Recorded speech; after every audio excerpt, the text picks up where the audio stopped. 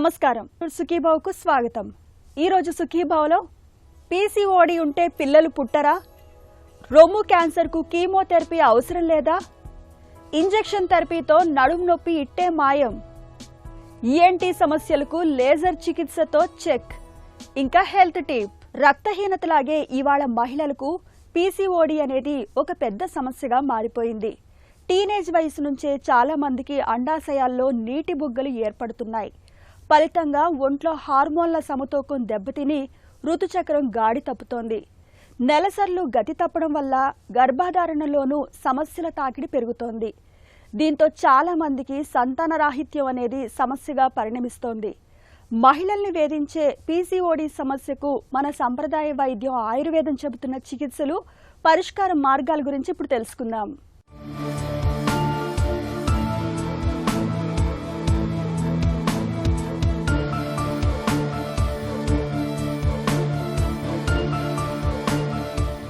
అండాశయాల్లో నీటి బుడగల గురించి తెలుసుకునే ముందు అసలు అవి ఎలా ఏర్పడతాయో చూద్దాం. ఇక్కడ కనిపిస్తున్నది గర్భాశయం, అండవాహికలు, అండాశయాలతో కూడిన స్త్రీ ప్రత్యుత్పత్తి వ్యవస్థ. సంతానోత్పత్తికి అనుకూలంగా స్త్రీ శరీరంలో ప్రతి నెల అండం విడుదలయ్యేందుకు వీలుగా అండాశయంలో అవసరమైన మార్పులు జరుగుతుంటాయి. దీనిలో భాగంగా అండాశయంలో ప్రతి నెల ఫాలికల్స్ తయారవుతాయి. వీటిలో ఒకే ఫాలికల్ పెరిగి పెద్దదై అండాన్ని విడుదల చేస్తుంది. హార్మోన్ల మధ్య సమతూకం దెబ్బతినటం వల్ల ఈ ఫాలికల్స్ అండంగా ఎదగడానికి బదులుగా చిన్న చిన్న నీటి బుడగల్లాగా మారిపోతాయి. వీటినే పాలిసిస్టిక్ ఓవరీస్ అని పిలుస్తారు. ఇవాళ టీనేజీ అమ్మాయిలు మొదలుకొని 40 ఏళ్ల మహిళల వరకు చాలా మందికి అండాశయాల్లో నీటి బుడగలనేవి ఒక పెద్ద సమస్యగా పరిణమిస్తున్నాయి. నెలసరి చిక్కులతో పాటు సంతాన రాహిత్యాన్ని తెచ్చిపెడుతున్నాయి. పీసీఓడి ద్వారా పిల్లలు పుట్టరు అనేది కూడా ఉంది. ఎందువల్లనంటే ఎప్పుడైతే యానోబులేటరీ సైకిల్స్ అంటారు, అంటే ఎప్పుడైతే వీళ్ళకి పీసీఓడి అనేది ఏర్పడుతుందో అంటే ఆ సమయం నుంచి వాళ్ళకి ఓవ్యులేషన్ ప్రాసెస్ ఇర్రెగ్యులర్గా ఉండడము, లేకపోతే ఫుల్గా వాళ్ళకి సిస్టులు ఫామ్ అయినప్పుడు, సిస్టులు చాలా అంటే ఓవరీ సైజ్ బాగా పెరిగినప్పుడు ఓవ్యులేషన్ అనేది జరగదు.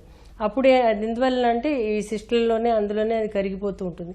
దీంతో ప్యారల్గా ఏమవుతుందంటే టెస్టోస్టెరాన్ హార్మోన్ పెరగడము, అలాగే వాళ్ళకి ఈ యొక్క ఈస్ట్రోజన్ లెవెల్స్ బాగా పడిపోవడము, వీళ్ళకి రెగ్యులర్ సైకిల్స్ రాకపోవడము, నెక్స్ట్ వచ్చేసి వీళ్ళకి ఈ యొక్క టెస్టోస్టెరాన్తో పాటు హైపర్ ఇన్సులినిమియా అనే కండిషన్, అలాగే ఇన్సులిన్ రెసిస్టెన్స్ అనే కండిషన్ ఏర్పడినప్పుడు ఏమవుతుందంటే బాడీలో రకరకాలైన మార్పులు వచ్చి ఆల్మోస్ట్ వాళ్ళకి అసలు పీరియడ్స్ రాకుండా ఉండడంతో పాటు ఇతరత్ర శారీరక మార్పులు కూడా రావడం, బరువు పెరగడము, ఇతర హార్మోన్స్, యాంటీ ముల్లేరియన్ హార్మోన్ కూడా కొంతవరకు దీనికి దోహదపడుతుంది. అంటే ఒకప్పుడు వాళ్ళకి సిస్ట్ విడుదల అవుతుంది, ఓవ్యులేషన్ అవుతున్నప్పటికీ కూడా అది యాక్సెప్ట్ చేయకుండా యూట్రస్ వ్యతిరేకంగా పనిచేయడం అనేది కూడా జరుగుతుందని కొన్ని పరిశోధనల ద్వారా తెలుస్తుంది. కాబట్టి ఈ యొక్క ఏఎంహెచ్ లెవెల్స్ కూడా ఒక్కొక్కసారి డాక్టర్స్ టెస్ట్ చేస్తూ ఉంటారు. ఈ యొక్క కండిషన్స్లోనూ ఏదైనా ఉన్నా కానీ ఎవరికైతే పీసీఓడి ఉందో వాళ్ళు తప్పనిసరి before marriage or just before marriage treatment తీసుకుంటే చాలా మంచిది. ఎందుకంటే వాళ్ళు ఆ కోర్స్ టైం తీసుకున్న వెంటనే వాళ్ళకి మ్యారేజ్ అయిపోయిన వెంటనే వాళ్ళు కాంట్రసెప్షన్ అది చేయకూడదు. అంటే పిల్లలు పుట్టకుండా మళ్ళీ వేరే రకమైన ప్రయత్నాలు అవన్నీ చేయకుండా ఇమీడియట్గా పిల్లల కోసం ప్రయత్నం చేస్తే కనుక వాళ్ళకి ఇమీడియట్గా పిల్లలు పుట్టడానికి అవకాశం ఉంటుంది. అయితే ఆహార నియమాల విషయానికి వచ్చేసరికి అంటే ఎప్పుడైతే వాళ్ళకి ఈ పీసీఓడి వచ్చి వాళ్ళకి ఇన్ఫర్టిలిటీ కండిషన్స్ వస్తున్నాయని అనుమానం ఉందో అప్పుడు వాళ్ళు వెయిట్ మేనేజ్మెంట్ లాంటివి చేసుకోవాలి. ఎవరైతే బరువు ఎక్కువగా ఉన్నారో అంటే వాళ్ళు తప్పనిసరి వ్యాయామం చేయాలి. మానసిక ఒత్తిడి కూడా ఇన్ఫర్టిలిటీకి ఒక కారణం అవుతూ ఉంటుంది. కాబట్టి వాళ్ళు మానసిక ఒత్తిడి లేకుండా ఏమైనా ప్రయాణాలు చేయడం కానీ లేకపోతే ఎక్సర్సైజ్ చేయడం కానీ చేస్తూ ఉంటే కూడా చాలా మంచిది. అది ఇంట్లో వాతావరణం కూడా బాగుండేటట్టు చూసుకోవాలి. ఇది కాకుండా ఆహార నియమాల్లో ఏంటంటే ఎక్కువ పీసీఓడికి ఎక్కువ కార్బోహైడ్రేట్స్ లాంటివి ఎక్కువ తీసుకోకూడదు. ఎందుకంటే అక్కడ ఇన్సులిన్ అనేది బాగా రిలీజ్ అవుతుంది కాబట్టి. సో ఇవన్నీ కూడా వాళ్ళ ఆహార నియమాలు పాటిస్తూ ఎక్సర్సైజ్ చేస్తూ స్ట్రెస్ లెవెల్స్ తగ్గించుకుంటూ ఉంటే వాళ్ళకి త్వరగా పిల్లలు పుట్టడానికి అవకాశం ఉంటుంది. ముఖ్యంగా ఎప్పుడైతే సీమెన్ అనాలిసిస్లో సీమెన్ కంటెంట్ చక్కగా ఉన్నప్పుడు వాళ్ళకి చాలా ఛాన్సెస్ ఉంటాయి. కానీ చాలా మందికి తెలియక వాళ్ళు టైం వేస్ట్ చేసుకోవడం అది చేస్తున్నారు. అండాశయాల్లో నీటి బుడగల మూలంగా మొదట ఏర్పడే ఇబ్బంది అండం విడుదల ఆగిపోవడం. ఫలితంగా నెలసరి గాడి తప్పుతుంది. 2-3 నెలలకోసారి రావడం, వచ్చినా తక్కువ రక్తస్రావం కావడం, కొన్నిసార్లు పూర్తిగా ఆగిపోవడం జరుగుతుంది. అండం విడుదల ఆగిపోవడంతో గర్భం దాల్చే పరిస్థితి ఉండదు. ఇలాంటి పరిస్థితుల్లో సంతాన సాఫల్యత అవకాశాల్ని పెంచుకునేందుకు జీవన విధానంలో కొన్ని మార్పులు చేసుకోవాలి. మొట్టమొదట బరువు తగ్గాలి. ఫలితంగా ఇన్సులిన్, టెస్టోస్టెరాన్ స్థాయిలు అదుపులోకి వస్తాయి. అండం విడుదల జరిగి నెలసరి ఇబ్బందులు దూరమవుతాయి. ఆకుకూరలు, దంపుడు బియ్యం, ఓట్స్, పీచు ఎక్కువగా ఉండే పోషకాహారం తీసుకోవాలి. జంక్ ఫుడ్కి దూరంగా ఉండాలి. క్రమం తప్పకుండా వ్యాయామం చేయడాన్ని ఒక అలవాటుగా మార్చుకోవాలి. ఇలా అన్ని రకాలుగా తగిన జాగ్రత్తలు తీసుకుంటూ ఉంటే పీసీఓడీని చక్కగా అదుపులో ఉంచుకోవచ్చు. చిట్కాల విషయానికి వచ్చేసరికి చాలా చక్కటి చిట్కాలు ఉన్నాయి. ఇందులో హోలిస్టిక్గా ఏంటంటే దానిమ్మ చాలా బాగా సహాయపడుతూ ఉంటుంది. ఈ యొక్క అంటే యాంటీ ఇన్ఫ్లమేటరీ ప్రాపర్టీస్ ఎక్కువ ఉంటాయి దీంట్లో. క్వార్సిటిన్ అనే సబ్స్టెన్స్ ఎక్కువగా ఉంటుంది దానిమ్మలో. కాబట్టి దానిమ్మ రసం మీరు పెట్టుకోండి పక్కన. అలాగే ఒక చెంచాడు ధనియాల పొడి తీసుకోండి, ఒక 1/2 చెంచాడు మెంతులు తీసుకోండి. ఈ మెంతులు ధనియాల పొడి ఒక గ్లాసు నీళ్ళలో కషాయంగా కాచండి. ఆ కషాయం చల్లారాక అందులో దానిమ్మ రసం కలిపేసి దాంట్లో పంచదార కానీ తేనె కానీ వేసుకుని ప్రతిరోజు పొద్దున్న తయారు చేసిన దాంట్లో అంటే ఒక గ్లాసు చేస్తే అందులో 60 ml అనుకుంటే 100 ml అనుకుంటే 30 ml పొద్దున 30 ml సాయంత్రం, 100 ml అయితే పొద్దున 50 రాత్రి 50 ml. ఈ విధంగా తీసుకుంటే కనుక చాలా మంచి గుణం ఉంటుంది. ఇది కాకుండా మనకి సోయా చిక్కుడు దొరుకుతుంది. సోయా చిక్కుడును కూడా మీరు ఏదో ఒక రూపంలో తీసుకోండి, లేదా సోయా పాలు తీసుకోండి. ఇది కూడా మీకు చాలా బాగా పనిచేస్తుంది. ఇంకా చికిత్సా విషయానికి వచ్చేసరికి శతావరి, అశోక, లోద్ర, దేవదారు రకరకాలైన ఔషధాలు అంటే వాళ్ళ యొక్క మార్కర్స్ ఎలా ఉన్నాయి, ఆ మార్కర్స్ ప్రకారం ట్రీట్మెంట్ అనేది ఉంటుంది. ఏదైనా ఉన్నా కానీ పీసీఓడి అనేది ఒకటే సింగిల్ డ్రగ్ థెరపీ కాదు. చాలామంది ఏంటంటే శతావరి ఒకటే వాడుతున్నారు, చాలామంది ఓన్లీ అశోక ఒకటే వాడుతున్నారు. వాళ్ళకి ఎంతో కొంత డిఫరెన్స్ ఉంటుంది. వాళ్ళు చెప్తారు పేషెంట్లు, ఇది వాడాను, ఇది బాగానే ఉంది మాకు అని మళ్ళీ వస్తారు మా దగ్గరికి. కానీ ఏంటంటే హోలిస్టిక్గా ఇవ్వాలి. అంటే ఇక్కడ పీసీఓడికి ఏ విధంగా మెట్ఫార్మిన్ ఇస్తున్నారో దానికి సరిపడా లాంటి మందు ఇవ్వాలి. అలాగే ప్రొజెస్ట్రాన్ హార్మోన్ రిలీజ్ అవ్వడానికి, అలాగే ఈస్ట్రోజన్ హార్మోన్ రిలీజ్ అవ్వడానికి, అలాగే టెస్టోస్టెరాన్ హార్మోన్ లోవర్ అవ్వడానికి ఇవన్నీ కూడా డిఫరెంట్ కాంబినేషన్స్లో ఇస్తుంటాము. సో ఆ విధంగా తీసుకున్నప్పుడు వాళ్ళు త్వరగా రిజల్ట్ వస్తుంది. సుమారు ఇది 6 నెలల దాకా కూడా తీసుకోవాల్సిన అవసరం ఉంటుంది. ఎందుకంటే ఫస్ట్ ఫ్యూ మంత్స్ ఏంటంటే టెస్టింగ్ టైం ఉంటుంది, సైకిల్ సెట్టింగ్ టైం ఉంటుంది. నెక్స్ట్ 3 months ఏంటంటే వాళ్ళ బాడీ అడ్జస్ట్ అయ్యేది ఒక పద్ధతిలోకి వస్తుంది. ఒక్కొక్కసారి during the course of time వాళ్ళకి ప్రెగ్నెన్సీ వస్తుంది. కానీ చాలా మటుకు ఏంటంటే వాళ్ళకి ఆపేసాక కూడా రిజల్ట్స్ వచ్చిన వాళ్ళు కూడా ఉన్నారు. ఏదైనా ఉన్నా కానీ వీళ్ళ ప్రయత్నమే ఉంటుంది చాలా మటుకు. ఎందుకంటే ఇది కొంచెం కాంప్లెక్స్ టైప్ ఆఫ్ సిస్టమ్ ఇది. కాబట్టి డాక్టర్ పర్యవేక్షణలో తీసుకుంటే కనుక చాలా మంచిది. అండాశయాల్లో నీటి బుడగలతో బాధపడుతున్నప్పుడు నాగకేసరాల చూర్ణం, పుష్యానురాగ చూర్ణాలను తేనెతో కలిపి నిత్యం తీసుకుంటే మంచి ఫలితం ఉంటుంది. అలాగే కాంచనార గుగ్గులు మాత్రలు పూటకు 2 చొప్పున 3 ముక్కలు భోజనం తర్వాత అల్లం రసంతో కానీ, పాత బెల్లంతో కానీ, నువ్వులను బెల్లంతో కలిపి తీసుకుంటే నెలసరి సక్రమంగా వస్తుంది. సంతానలేమితో బాధపడుతున్నప్పుడు అండం విడుదల కోసం వాడే మందుల్ని 6 నెలలకు మించి వాడకూడదు. ఎత్తుకు తగ్గ బరువు ఉండేలా ఆహారంలోనూ వ్యాయామంలోనూ తగిన జాగ్రత్తలు తీసుకోవాలి. ఒత్తిడి, ఆందోళనలను తట్టుకునేందుకు యోగా, ధ్యానం వంటి పద్ధతుల్ని ఒక అలవాటుగా మార్చుకోవాలి. పీసీఓడి సమస్య మరీ తీవ్రంగా ఉన్నప్పుడు శతావరి, చిత్రకం, అశోకాలోధ్ర, ముస్త వంటి ఔషధాలు బాగా పనిచేస్తాయి. అయితే పీసీఓడి కారణంగా అమ్మాయిల శరీరంలో అనేక రకాల సమస్యలు కనిపిస్తుంటాయి. కాబట్టి వారి శరీర తత్వాన్ని బట్టి నిపుణుల పర్యవేక్షణలో ఆయుర్వేద మందులు వాడుకోవడం అన్ని విధాల శ్రేయస్సు. హెల్త్ న్యూస్ మీకోసం.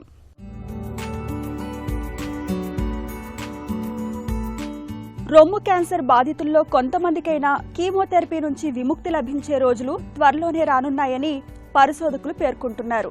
ప్రొసిగ్నా అనే జన్యు పరీక్షతో ఎవరికి కీమోథెరపీ అవసరమో తెలుసుకునే అవకాశం ఉందని యూనివర్సిటీ కాలేజ్ ఆఫ్ లండన్ ఆధ్వర్యంలో నిర్వహించిన అంతర్జాతీయ ఆప్టిమా ప్రయోగ పరీక్షలో బయటపడింది. Britain, Norway, Sweden, Australia, New Zealand, Thailand దేశాల్లో కొత్తగా రొమ్ము క్యాన్సర్ నిర్ధారణ అయిన సుమారు 4,000 మంది మహిళలను అధ్యయనంలో భాగంగా పరీక్షించారు.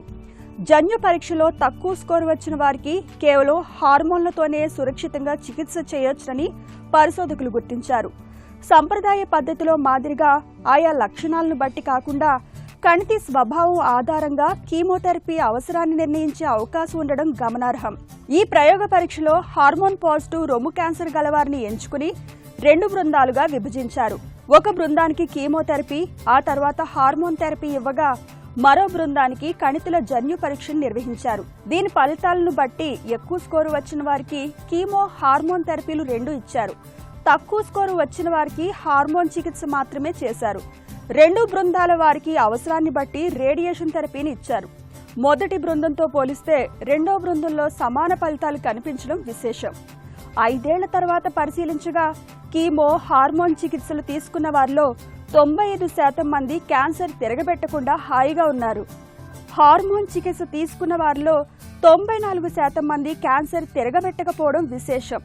అంటే జన్యు పరీక్షలో తక్కువ స్కోరు వచ్చిన వారికి కీమోథెరపీ ఇచ్చినా ఇవ్వకపోయినా పెద్ద తేడా ఏమీ ఉండడం లేదన్నమాట. అందుకే అనవసర కీమోథెరపీని, దీని దుష్ప్రభావాలను తప్పించుకోవడానికి ఈ జన్యు పరీక్ష ఎంతగానో ఉపయోగపడగలదని పరిశోధకులు చెబుతున్నారు.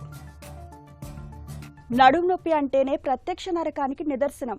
వెన్నులో జలదరింపులా, నడుములో సూదుపోట్లలా, వీపు మీద సమ్మేటపోట్లా బాధిస్తుంది. నడుము నొప్పితో బాధపడుతున్నప్పుడు మనలో చాలా మంది పెయిన్ కిల్లర్లను వాడుతుంటారు.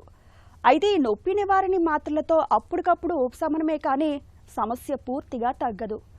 అయితే వేధించే నడుము నొప్పికి ఇటీవల కాలంలో కొన్ని రకాల ఇంజెక్షన్ థెరపీలు అందుబాటులోకి వచ్చాయి. వీటిని తీసుకోవడం వల్ల నడుము నొప్పి బాధల్ని చాలా వరకు తగ్గించుకోవచ్చని చెబుతారు డాక్టర్లు. సూది మందుతో నడుము నొప్పిని ఎలా నయం చేసుకోవచ్చో ఇప్పుడు తెలుసుకుందాం. ఈ వెన్నపూసకు సంబంధించిన సమస్యలు ఉన్నప్పుడు, పెయిన్ మట్టుకే ఉన్నప్పుడు మనము medication, physiotherapy, exercises, routine exercises చెప్పడం జరుగుతూ ఉంటుంది. సో ఈ సందర్భంలో ఈ ఎక్సర్సైజెస్ ఇవన్నీ కూడా ఫెయిల్ అవుతున్నాయి, వాళ్ళకి రిలీఫ్ రావట్లేదు, వారు రోజువారీ పనులు ఇబ్బంది జరుగుతుంది అన్నప్పుడు మనం దీన్ని నెక్స్ట్ లెవెల్ ఆఫ్ ట్రీట్మెంట్కి వెళ్లాల్సి ఉంటుంది. అటువంటి సందర్భంలో ఈ వెన్నపూసకి కొన్ని ఇంజెక్షన్స్ ఇస్తూ ఉంటాము.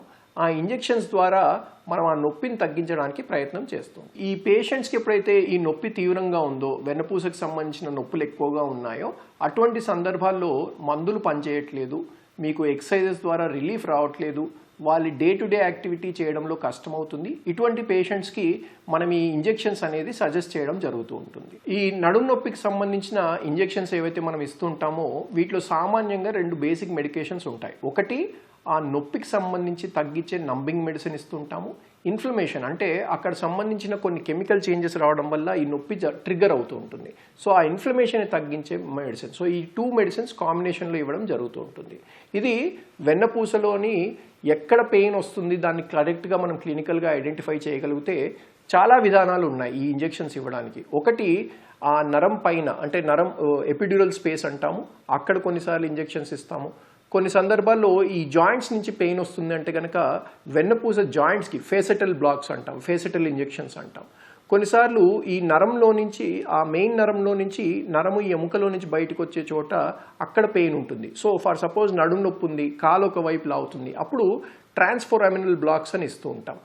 కొన్ని సందర్భాల్లో ఇవి ఇలా కాకుండా సివియర్ బ్యాక్ పెయిన్ ఉంది, ఇవేవి కూడా పనిచేయట్లేదంటే కాడల్ బ్లాక్ అని కాడల్ బ్లాక్స్ కూడా ఇవ్వడం జరుగుతుంది. ఇది మనం నడుములో కూడా ఇవ్వచ్చు, ఛాతీ భాగంలో కూడా ఇవ్వచ్చు, మెడ భాగంలో కూడా ఇవ్వడం జరుగుతుంది. లేజర్ల రాకతో ఇవాళ సర్జరీల తీరుతెన్నులు పూర్తిగా మారిపోయాయి.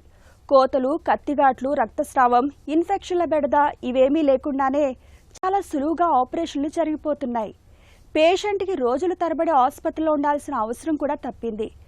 లేజర్ మూలంగా అత్యంత ఖచ్చితత్వంతో కావలసిన మేరకే కణజాలాన్ని తొలగించగలుగుతున్నారు. దీంతో సర్జరీల సక్సెస్ రేట్ కూడా బాగా పెరిగింది. ముఖ్యంగా చెవి, ముక్కు, గొంతు సమస్యల చికిత్సలో లేజర్లు కీలక పాత్ర పోషిస్తున్నాయి. ముక్కులో పాలిప్స్ మొదలుకుని స్వరపేటిక సమస్యల వరకు, టాన్సిలర్ నుంచి కొన్ని రకాల కణితుల్ని తొలగించడం వరకు లేజర్ చికిత్సలు బాగా ఉపయోగపడుతున్నాయి. ఈఎన్టీ సమస్యలు, హెడ్ అండ్ నెక్ క్యాన్సర్ల చికిత్సలో లేజర్ల తోడ్పాటు గురించి డాక్టర్ని అడిగి ఇప్పుడు తెలుసుకుందాం.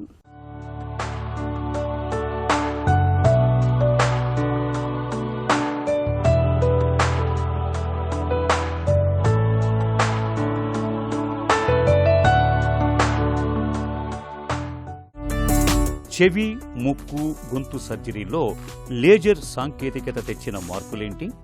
లేజర్ అంటే light amplification by stimulated emission of radiation అంటారు. ఈ లేజర్ అనేది it is a device which has dramatically changed ENT practice. Advantages of laser అంటే యూజువల్గా it's a precision of the surgery. In selective కండిషన్స్లో లేజర్ యూజ్ చేయడం వల్ల క్విక్గా wound healing అయ్యేదానికి, లిమిటెడ్గా అంటే unnecessary tissue trauma can be avoided by very precise dissection of the unhealthy tissues. So laser వల్ల అడ్వాంటేజెస్ పెయిన్ తక్కువ ఉంటుంది, అలాగే క్విక్ హీలింగ్ కూడా ఉంటుంది, తర్వాత quick recovery from most of the conditions. అంటే ఈ లేజర్ సర్జరీ చేసుకున్న దానివల్ల 24 hours లోపలే మనం throat cancers, especially vocal cord cancers కానీ, అర్లీ వోకల్ కార్డ్ క్యాన్సర్స్, అలాగే oral cancers, tongue cancers, pre cancers conditions like leukoplakia of the tongue, ఇలాంటి conditions యూజువల్గా మనం hospital admission as a day care surgery లాగే చేసి vocal cord cancer కూడా అర్లీగా diagnose చేసి క్యూర్ చేయగలుగుతున్నాం. అంటే it is a real benefit, great benefit of the lasers అని చెప్పుకోవాల్సి ఉంటుంది. సాధారణ సర్జరీతో పోలిస్తే లేజర్ చికిత్స ఎలా భిన్నంగా ఉంటుంది? టర్బినేట్స్ అంటాం, ముక్కు సైడ్ వాళ్ళు కండలు పెరిగినాయి అంటారు కదా, అవి టర్బినేట్స్. ఈ అలర్జీ ఉన్న వాళ్ళకి చాలా పెద్దగా అయిపోయి బాగి టర్బినేట్స్ అవుతాయి. ఈ లేజర్ ద్వారా మనం ఈ టర్బినేట్స్ సైజ్ తగ్గించి ష్రింక్ చేసి అలర్జీ తగ్గించేదానికి చాలా ఉపయోగపడుతుంది. అంతేకాకుండా వాస్కులర్ లీజన్స్ ఉంటాయి నోస్లో, అంటే హైలీ బ్లీడింగ్ లీజన్స్ అంటే గ్రోత్స్, అవి నోస్లో సర్వసాధారణంగా చూస్తుంటాము అడల్ట్స్లో. ఈ vascular lesions in the nose also మనం లేజర్ ద్వారా అగైన్ డే కేర్ సర్జరీ ద్వారా మనం నయం చేసే అవకాశం ఉంటుంది. When it comes to throat problems starting from the lips and mouth and tongue, అంటే టంగ్ మీద యూజువల్గా ఈ స్మోకింగ్, ఆల్కహాలిజం, వీటి వల్ల tongue cancers, oral cancers are very very common in India. ఇవి కూడా pre cancerous conditions like leukoplakia అని, ఈ నాలుక మీద వైట్గా ప్యాచెస్ లాగా రావడం కూడా చూస్తుంటాం. ఇవన్నీ యూజువల్గా ఈ అబ్యూజ్ వల్ల సర్వసాధారణంగా చూస్తుంటాం, అబ్యూజ్ ఆఫ్ ఆల్కహాల్, స్మోకింగ్. ఈ సమస్యలు అర్లీగా గుర్తిస్తే laser surgery, day care laser surgery ద్వారా ఇవి లేజర్తో ఈ ల్యూకోప్లేకియా లీజన్స్ కానీ, అలాగనే చిన్న చిన్న cancerous growths in the oral cavity, టంగ్లో మనం పూర్తిగా నయం చేసేదానికి అవకాశం ఉంటుంది. ట్రాన్సిల్స్, సైనస్, గొంతు సమస్యల్లో లేజర్ చికిత్స ఎలా ఉపయోగపడుతోంది? Snoring is one common thing, obstructive sleep apnea. ఈ కండిషన్లో యూజువల్గా ఈ ముక్కులో గాలాడకపోవడం, అలాగే గొంతులో కూడా పెద్దగా టాన్సిల్స్, అలాగే ఈ కొండనాలుక, అంగిలి అవి సాగిపోయి ముడతలు పడిపోయి ఉంటాయి అన్నమాట. అంటే they obstruct the air passing from the nose to the lungs. So నోస్లో ఈ టర్బినేట్స్ పెద్దగా ఉన్న వాళ్ళకి లేజర్ ద్వారా టర్బినేట్ సైజ్ తగ్గించి మనం బ్రీతింగ్ ఇంప్రూవ్ చేసేదానికి అవకాశం ఉంటుంది. నెక్స్ట్ లెవెల్ వచ్చి థ్రోట్లో కూడా ఈ టాన్సిల్స్ అవి లేజర్ ద్వారా మనం టాన్సిల్స్ రిమూవ్ చేసి బ్లడ్లెస్ ఫీల్డ్, అంటే కంప్లీట్లీ బ్లడ్లెస్ ఫీల్డ్ ద్వారా, అంటే బ్లడ్ లాస్ లేకుండా చేసి టాన్సిల్స్ ఎస్పెషల్లీ చిన్నపిల్లల్లో కానీ ఈ సర్వసాధారణ సమస్య వీళ్ళకి వెంటనే నయం చేసే అవకాశం ఉంటుంది. అడల్ట్స్లో కానీ పిల్లల్లో కానీ స్నోరింగ్ సమస్యకి ఎన్లార్జ్ టాన్సిల్స్ అనేది సర్వసాధారణ కారణం. ఈ టాన్సిల్స్ కూడా లేజర్తో మనం బ్లడ్లెస్గా రిమూవ్ చేయొచ్చు. అలాగే ప్యాలెట్ సర్జరీ, ప్యాలెటల్ సర్జరీ అంటే అంగిలి, కొండనాలుక బాగా సాగిపోయి ముడతలు పడి ఉంటాయి.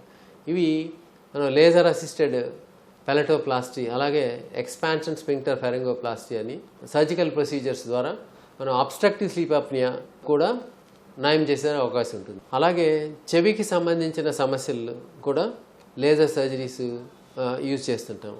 అంటే చెవిలో ఇప్పుడు ఇయర్ కెనాల్లో కొన్ని గ్రోత్స్ వస్తాయి అన్నమాట. అవి మైక్రోస్కోపిక్స్ గైడెన్స్లో లేజర్ యూజ్ చేసి ఇయర్ కెనాల్లో ఉన్న గ్రోత్స్, ఎస్పెషల్లీ వాస్కులర్ లీజన్స్ మనం తొలగించి నయం చేసే అవకాశం ఉంటుంది. అంతేకాకుండా చెవిలో ట్యూమర్స్ వస్తాయి.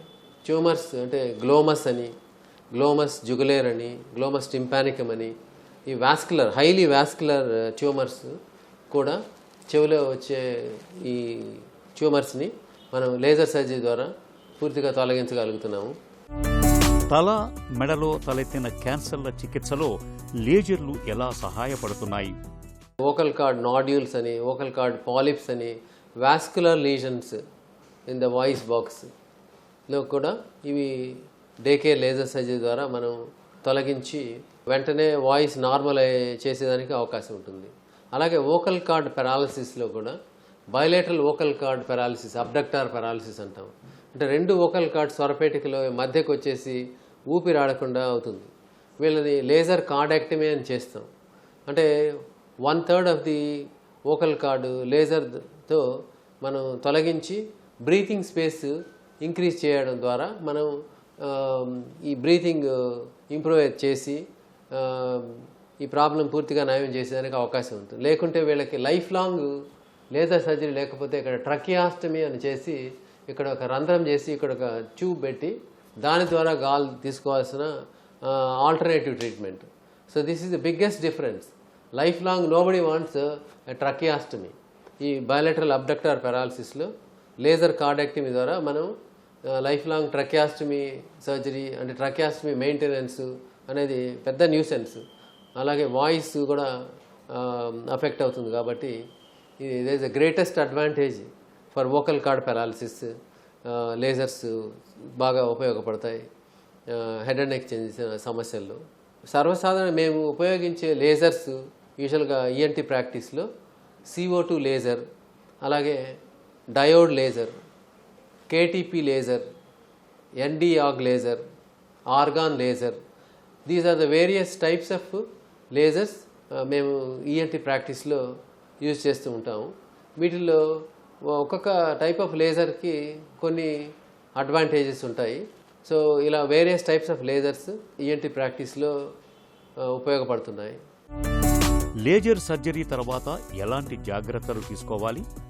లేట్ క్యాన్సర్స్ అంటే లేట్గా ప్రజెంటేషన్ ఎక్కువ స్ప్రెడ్ అయిపోయి బాడీలో అదర్ ఏరియాస్కి స్ప్రెడ్ అయిన వాళ్ళకి, అలాగే చుట్టుపక్కల లింఫ్ నోడ్స్కి స్ప్రెడ్ అయిన వాళ్ళకి అంటే పూర్తిగా నయం చేసేదానికి కాదు. కాబట్టి అర్లీగా డాక్టర్ని సంప్రదించి అర్లీగా డయాగ్నోస్ చేసిన వాళ్ళకే లేజర్ సర్జరీ ఎక్కువగా ఉపయోగపడుతుంది. అందుకని యూజువల్గా అంటే ఈ white patches on the tongue చూసిన వాళ్ళు, అలాగే హోర్స్నెస్ ఆఫ్ వాయిస్ అంటే మాట బొంగురు కావడం అనేది మోర్ దెన్ 2 వీక్స్ వాయిస్ బొంగురైన వాళ్ళు వెంటనే డాక్టర్ని సంప్రదించాల్సిన అవసరం ఉంటుంది. వైద్య రంగంలో లేజర్ టెక్నాలజీ రోగులకు సౌకర్యవంతమైన ఖచ్చితమైన చికిత్సను అందిస్తోంది. తక్కువ నొప్పి, తక్కువ రక్తస్రావం, త్వరగా కోలుకునే అవకాశం వంటి ప్రయోజనాలతో కొన్ని రకాల ఈఎన్టీ సమస్యలకు చికిత్స చేయడంలో లేజర్లు మంచి ఫలితాన్ని చూపిస్తున్నాయి. ఇక ఈ రోజు కార్యక్రమాన్ని ముగించే ముందు ఒక చిన్న చిట్కా మీకోసం. గుండె జబ్బుతో బాధపడుతున్నప్పుడు తరచూ పచ్చి కొబ్బరిని తినడాన్ని అలవాటు చేసుకోండి. పచ్చి కొబ్బరిలోని మంచి కొలెస్ట్రాల్ గుండె ఆరోగ్యాన్ని మెరుగుపరుస్తుంది, మన బరువును కూడా అదుపులో ఉంచుతుంది.